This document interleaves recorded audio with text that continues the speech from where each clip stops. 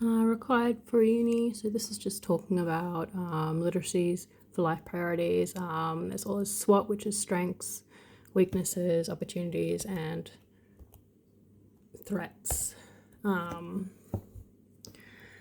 basically, sort of just going in, so my future field of work will be visual arts, as an artist, or hopefully as a conservationist or restorationist.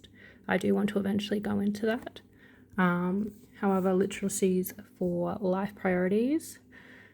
I'm just going to pause here. Sort of just a self-rating and how high with it do you think it is in career importance. So believing in yourself, well, that's definitely important to be able to exhibit. So that's pretty high. Knowing your careers and strengths and challenges, understanding how your studies relate to your future career, communication, leadership, and teamwork, problem solving and decision making, goal-directed behavior, academic self-efficiency, and your study confidence. I do need to work on that a little bit more, I will admit. Your learning mindset, your ability and willingness to learn. I like learning. Understanding and managing the emotions of self and others. I mean, I'm okay at it, but there are some times where I just put my foot in my mouth, which I'm sure everyone's experienced.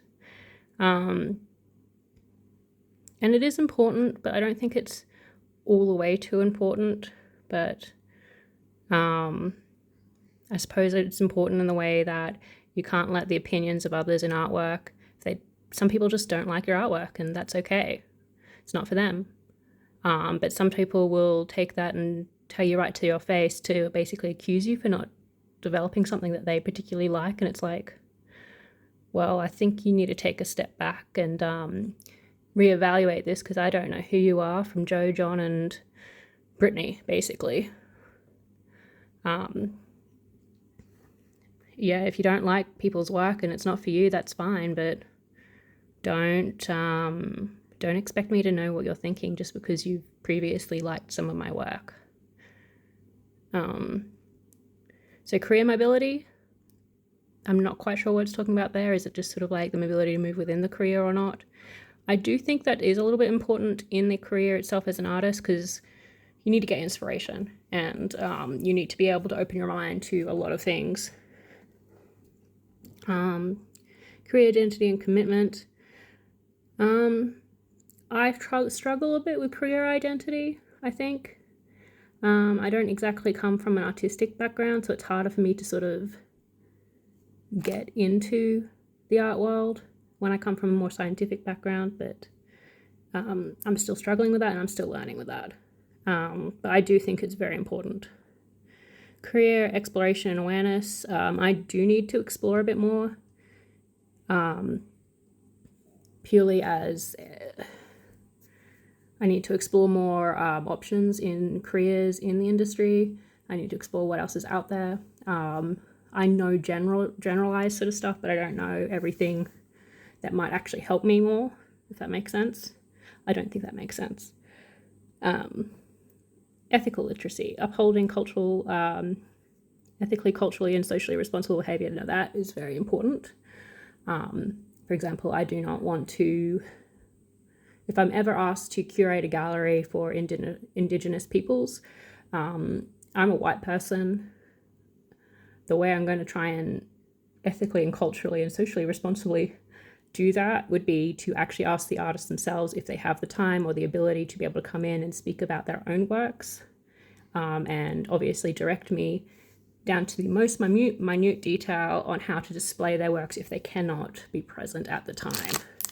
Because if I'm going to be speaking to about someone's other work, regardless of ethnicity, I want to make sure that I'm not socially damaging them in a way, but also I want to make sure that I'm not actually overstepping my boundaries about what I'm aware of and what I'm not aware of. I mean, I think that's important for everyone today, but like especially in some of the art world with Indigenous histories, and how sometimes white people come in and try and help them, and while it might start out really good, in the end it turns into some sort of capitalistic venture. And that's just speaking from what I know of Aboriginal and Torres Strait Islander artworks, and how it got really big really fast, and how it started off as something that was nice so that they could get their histories down and get their cultures down on the paperwork or on canvas or however they want to do it. So it's not so much as a ephemeral artwork. It's more along the lines of it's a little bit more permanent. And then it got incredibly popular. I believe it really gotten popular in New York to start with. And then it became more of a capitalistic venture.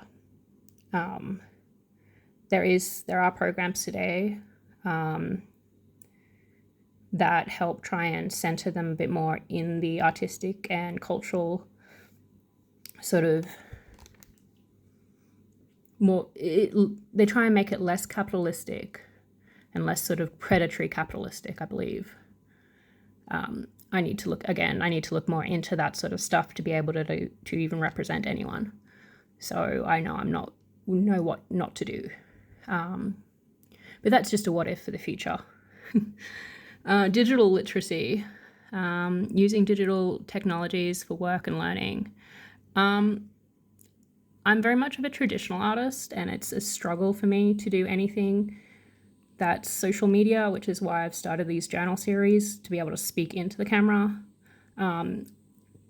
rather than just try and type it up. It helps me get ideas down. It also helps me hear what I'm actually saying and then going, wait, I don't actually think I want to be saying that, or I used to be able to agree with that and now I don't. It just helps me work through it all. I'm still very bad at it though. It's why I don't edit these videos. I'm very good, strengths. So I'm very good at Renaissance, classical, neoclassical. So I'm when I was talking about cultures before, I'm very much of a Western artist, Western cultural artist. So I do enjoy the Renaissance, the classical, the neoclassical, sort of late modern period to early modern period, just before modernism and all of that sort of stuff, I believe. I focus more on bodies and people. I'm able to create figures with little to no references in charcoal, pencil, and oil painting. So I take a lot of my work from mannerism, the mannerism art movement in Western culture. So my works they tend to be more along the lines of people but also expression of people through the bodies. So they also tend to be quite nude, which is why I don't show a lot of this on YouTube, because it's not a good idea to show nude artworks on YouTube. And if I ever do, I'll end up blurring out specific bits and pieces. I have strength in traditional mediums of charcoal. I've done a few portraits and stuff like that in commissions. I generally do portraits of animals and stuff. Continuing on, weaknesses. While I have strengths in bodies and anatomy, I do have a weakness in portraying some of the emotions. So emotions, I struggle, there's a specific emotion that I want to get out, and I always seem to struggle a little bit with that specific emotion. I'm better at displaying it through the movement of the body than the emotion on the face. I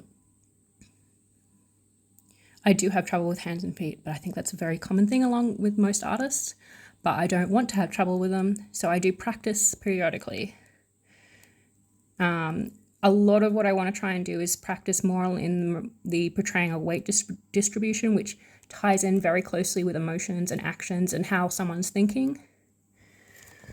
I need to greatly work on oil painting, skin tones. Yes, I do. I'm very good at picking one color, say a blue or a red, and then being able to do wonderful shadows and depth in that one color. But as soon as I try and go for skin tone pigments, the skin tone itself, as any artist will be able to tell you, is actually made up of basically a rainbow of colors. And I don't trust the process, and I always seem to just stop at a really terrible point. I am working on that. I'm not working very well on that. I struggle a lot. So I do know the basic idea of how to do it. I just need to practice a lot more.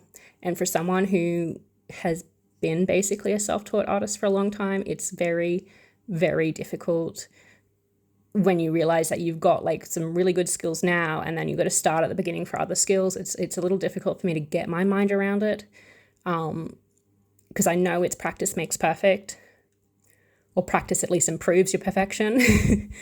I'm just struggling with not being able to do what I want immediately when I'm now used to doing that. Anyway, I also need to give more context to a lot of my compositions. Backgrounds in particular, I'm not the best at. And like eventually I'll use like gouache and watercolors and stuff like that, things that I haven't done before. And I generally do tend to overscope or overthink for projects. Sometimes I combine them together, but like a lot of the time I really need to simplify it down. And then once I've got that work done, then expand. So opportunities. So I do have some personal connections to the Sunshine Coast, so local artists, through family and through work and volunteering. I have got an art studio finally, which you would have seen through my previous videos. And I do volunteer in a public art gallery. I try and take a lot of opportunities to attend multiple art and creative functions during the year. Purely part of it is because I'm attending a public art gallery as a volunteer, but part of it is just to try and build connections. And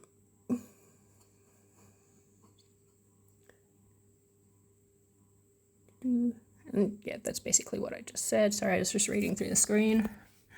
I'm using these as like dot points. I'm not actually reading them out verbatim.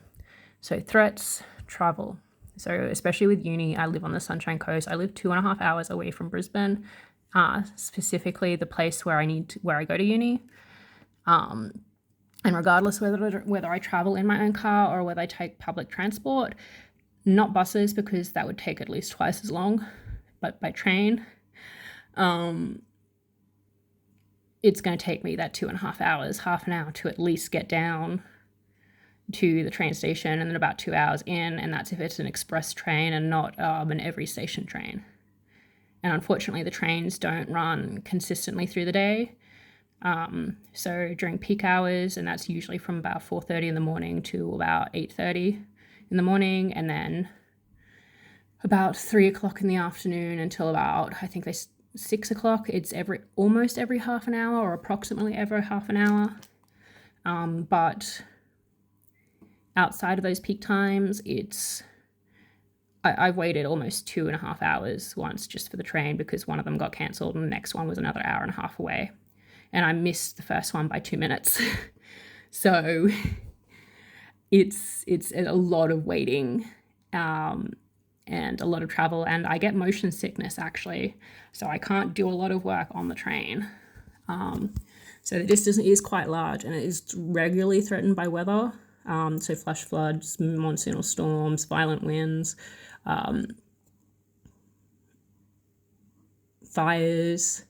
We haven't had too much of a fire threat recently, but I wouldn't be surprised if that happened again. Even just randomly, sometimes you get told, sometimes you don't get told whether they're doing electrical works around the area, or if all of a sudden a tree came down the wrong way, or anything. It's rural, it's semi-rural area. So illness and other medical issues, of course, are something else to contend with. Personal dramas or family dramas is always going to be something that will affect work or university or something. Some people can work their way through it, which is good for them. They can do that. Some people can't, and I waffle between the two. So there's rail and roadworks as well. Monetary issues such as jobs, especially since I've got to travel so much. It gets on.